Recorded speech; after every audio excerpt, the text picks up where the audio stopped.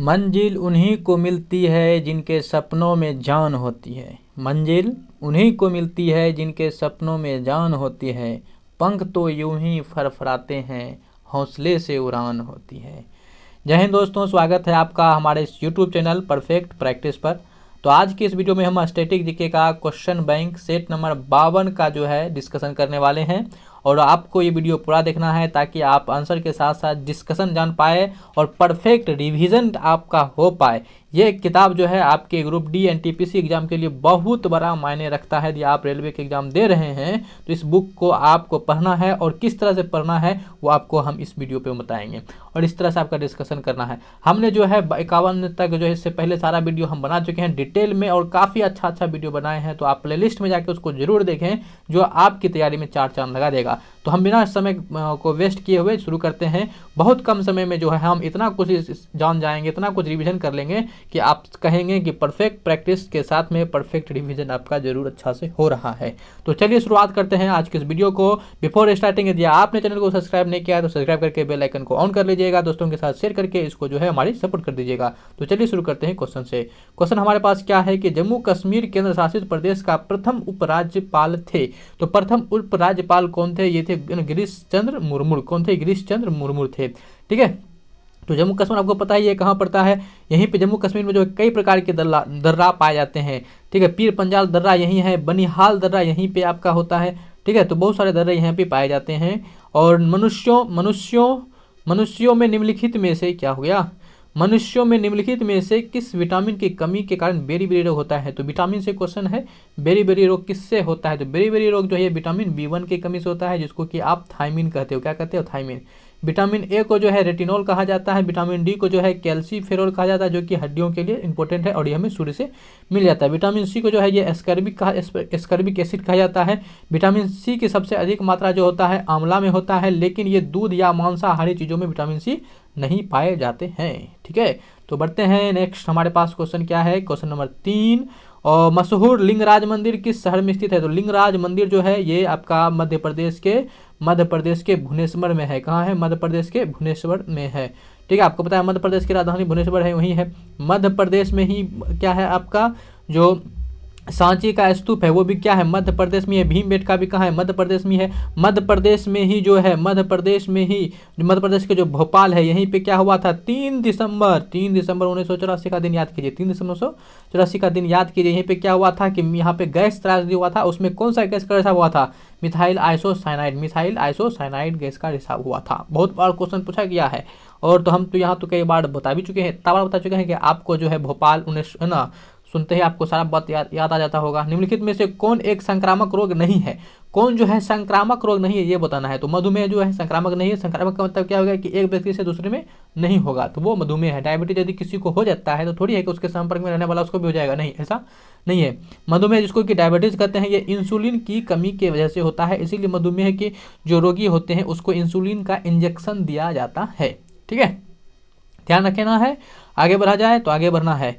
आगे क्या है आपके पास कि मानव शरीर से नाइट्रोजनी अपशिष्ट को हटाने के लिए कौन सा अंग जिम्मेदार है? तो किसको हटाना है? नाइट्रोजनी अपशिष्ट को। इसके लिए क्या करते हैं?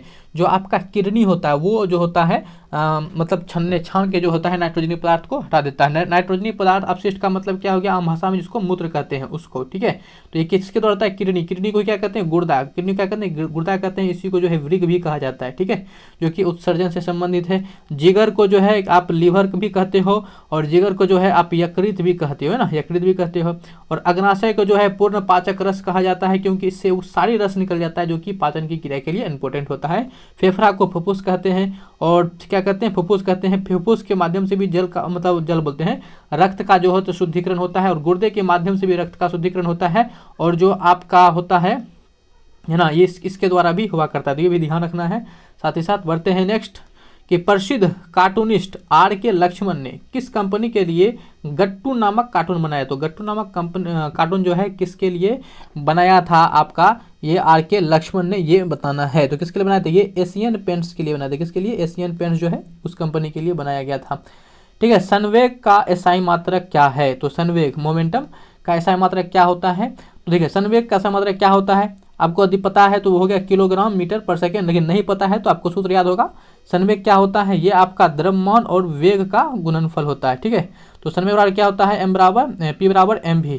m हो गया आपका द्रव्यमान, द्रव्यमान का क्या हो गया किलोग्राम, और v मतलब वेग, वेग का क्या होता है मीटर पर सेकेंड। तो इस तरह से हमारे पास किलोग्राम मीटर पर सेकेंड हो गया। ठीक है, तो आप उम्मीद करते हैं आपको ये समझ में आ गया होगा। और साथ ही साथ एम्पियर जो है ये विद्युत धारा का ऐसा मात्रक है, जूल जो है ये कार्य का ऐसा मात्रक है, या फिर ऊर्जा का ऐसा मात्रक है। ठीक है, तो ये भी आप ध्यान रखेंगे।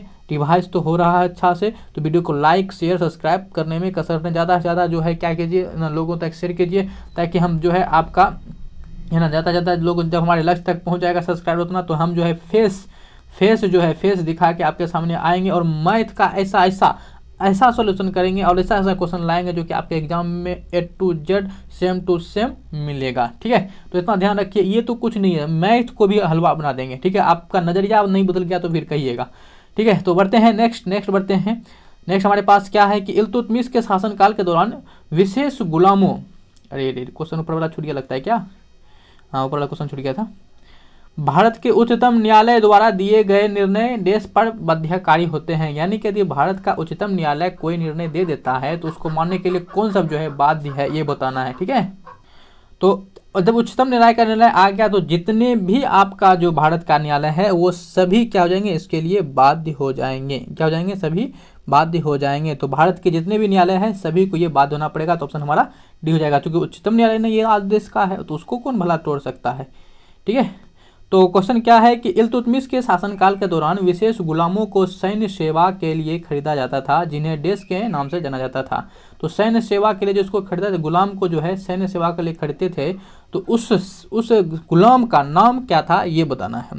तो उसका कहते हैं बंदगान कहा जाता था, उसको क्या कहते थे, बंदगान। तो वैसे सैनिक को बंदगान कहा जाता था जिसको कि गुलाम के तौर पे खरीदा जाता था। और इल्तुतमिश को जो है आपका गुलाम वंश का जो है वास्तविक संस्थापक माना जाता है, जबकि गुलाम वंश की जो संस्थापक है वो कुतुबुद्दीन ऐबक को माना जाता है ना।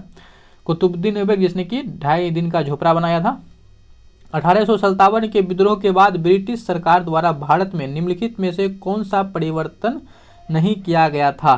तो 1857 के जो विद्रोह के बाद जो है वो ब्रिटिश सरकार के द्वारा जो है भारत में जो आपका ब्रिटिश सेना में जो भारतीय सैनिक की संख्या थी ये क्या कर गई थी, ये बढ़ाया गया था, ऐसा नहीं, भारतीय सैनिकों की जो सेना नहीं बढ़ाया गया था। ठीक है ना, इसको बढ़ा देगा तो पागल था क्या, पागल नहीं था, ये नहीं बढ़ाया था। ठीक है, बल्कि वो तो क्या किए थे, वो एक रणनीति बना रहे थे कि उसको जो है कि कौन सी भारतीयों को लेना चाहिए, जो सब उसके बातों को माने, उस तरह का उन्होंने किया। भारतीय की संख्या उस तरह से घटाना था। किस अनुच्छेद के तहत भारत के प्रत्येक नागरिक को स्वास्थ्य अधिकार दिया गया है। तो स्वास्थ्य का अधिकार ये किसके तहत दिया गया है, तो ये वह आपका वही अनुच्छेद 21 के तहत। यदि आप सेट 1 नहीं, मतलब सेट 1 बोलते हैं, सेट 51 नहीं देखे हैं तो उसको भी देखिएगा, उसमें भी जो है इस तरह का क्वेश्चन बना आया हुआ है। ठीक है, तो अनुच्छेद 21 हो जाएगा। ये आता है मौलिक अधिकार के अंतर्गत, और मौलिक अधिकार अनुच्छेद जो है आपका ये 12 से लेकर 35 तक आता है। और भाग यदि पूछा जाए कि मौलिक अधिकार जो है ये किस भाग के अंतर्गत आता है, तो भाग जो है ये 3 के अंतर्गत आता है। अनुच्छेद 12 से लेकर 35 तक में इसका वर्णन है। और हमारे पास कुल 6 वर्तमान में मौलिक अधिकार है। पहले 7 हुआ करता था, लेकिन संपत्ति के अधिकार को हटा दिया गया और अब कितना बचा, 6 बचा है। ठीक है, नेक्स्ट क्वेश्चन बढ़ते हैं कि निम्नलिखित में कौन सा नदी हिमालय अपवाह तंत्र का हिस्सा नहीं है। तो हिमालय अपवाह तंत्र का हिस्सा कौन नहीं है ये बताना है। तो कौन कौन हिमालय अपवाह तंत्र का हिस्सा है, तो वो सिंधु है, गंगा है, ब्रह्मपुत्र है। तो कौन नहीं है, तो गोदावरी नहीं है, तो गोदावरी हो जाएगा आपका। ठीक है, मुक्केबाजी में निम्नलिखित में से कौन सा भारत विभाजन नहीं है। तो मुक्केबाजी में जो है भारत कौन सा विभाजन है, तो मुक्केबाजी में जो है आपका जो अंडरवेट है ये भारत विभाजन नहीं है, तो अंडरवेट इसका हो जाएगा। और नेक्स्ट क्वेश्चन कहता है बेहद कम घनत्व वाली गैस को बहुत कम तापमान पर ठंडा करने पर बने पदार्थ की अवस्था क्या कहते हैं। तो यहाँ क्या है, घनत्व भी जो है गैसों का कम है, और कम तापमान ठंडा भी जो करना है वो बहुत कम तापमान पर, बहुत कम तापमान समझते हैं, बहुत कम तापमान पर एकदम, है ना, क्या करना है, ठंडा करना। उसके बाद जो अवस्था बनता है उसी को क्या कहते हैं, उसको हम बोस-आइंस्टाइन संघनन कहा जाता है। ठीक है, तो ये कंडेंसेट, इसको संघनन हिंदी में, इंग्लिश में कंडेंसेट आता है, बोस-आइंस्टाइन कंडेंसेट कहा जाता है। तो ऑप्शन हमारा डी हो जाएगा। ये जो है पदार्थ की पांचवी अवस्था है। क्या है? पदार्थ की पांचवी अवस्था है। प्लाज्मा अवस्था जो है ये पदार्थ की जो है आपका प्लाज्मा अवस्था पदार्थ की चौथी अवस्था है। और प्लाज्मा अवस्था में जो है तापमान 2000 बोल दिया 20,000 डिग्री सेल्सियस जो है तापमान होता है ना। यहाँ तक प्लाज्मा अवस्था में इतनी तापमान होता है। और जो आप सूर्य या तारा देख रहे हो, सूर्य और तारा, वो जो किस अवस्था में? प्लाज्मा अवस्था में ही है। वो क्या है? प्लाज्मा अवस्था में ही है।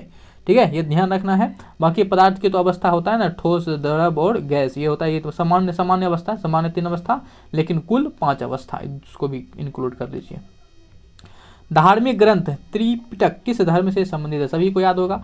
त्रिपिटक जो है ये बौद्ध धर्म से संबंधित है। कहाँ से? बौद्ध धर्म से। बौद्ध धर्म के संस्थापक कौन? गौतम बुद्ध। गौतम बुद्ध का जन्म कहाँ हुआ था? लुम्बिनी में। गौतम बुद्ध को ज्ञान प्राप्ति कहाँ हुआ था? तो बिहार के बोध गया में। गौतम बुद्ध ने सबसे पहले उपदेश कहाँ दिया? सारनाथ में। और सबसे अधिक उपदेश कहाँ दिया? श्रावस्ती में। ठीक है, तो ये सारी बातें आपको याद ही होगा, है ना। तो और इस्लाम धर्म के संस्थापक किसको माना जाता है? तो मोहम्मद साहब को। ठीक है, और क्वेश्चन नेक्स्ट है कि निम्नलिखित में से कौन से स्तंभ शैलकृतित स्तंभों को दर्शाते हैं? तो शैलकृतित स्तंभ को कौन दर्शाते हैं? तो ये मौर्य स्तंभ दर्शाते हैं। भारत में सबसे बड़ा अपीलीय न्यायालय कौन सा है? तो भारत में सबसे बड़ा अपीलीय न्यायालय वही है जो भारत का सबसे बड़ा न्यायालय है, यानी उच्चतम न्यायालय, जिसके आदेश को कोई नहीं ठुकरा सकता है, अर्थात इसकी निर्णय को सभी मानने के लिए बाध्य है।